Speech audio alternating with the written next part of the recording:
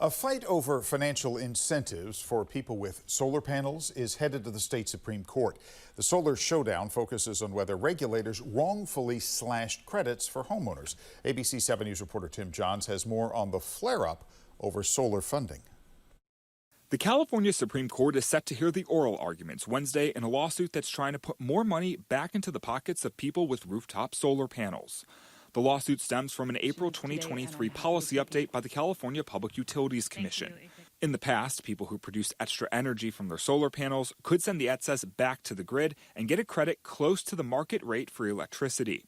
But under the new rules, the CPUC cut the reimbursement amount, sometimes by as much as 80%. Now what people get when they go solar is about 5 cents per kilowatt hour. So from close to 40 cents down to 5 cents, you can do the math. That makes going solar way less economical for Bernadette Del Chiaro worked for the Environmental Working Group, one of the plaintiffs in the lawsuit.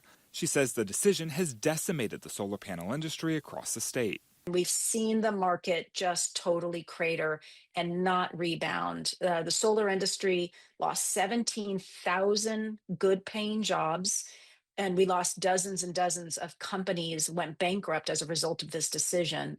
Besides the economic concerns, others say the CPUC decision also harms the state's climate goals. Howard Crystal believes the current regulations make turning to solar less viable for millions of Californians, especially those with lower incomes. It's going to be much harder for them to make that decision to make those investments, and we're not going to get rooftop solar to these new communities where they could really benefit. But some believe the CPUC ruling doesn't go far enough.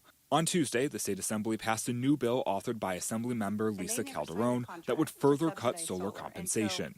Calderon says the way the system is currently set up raises electricity costs for those without solar panels. We've got to find a way to make this more equitable and fair. Crystal argues the old system was fair enough. That's why he's hoping the state Supreme Court will ultimately rule in the plaintiff's favor in a few months' time. But there is nothing wrong with rooftop solar. It's bringing everything positive. It's bringing energy democracy. It's bringing energy to communities.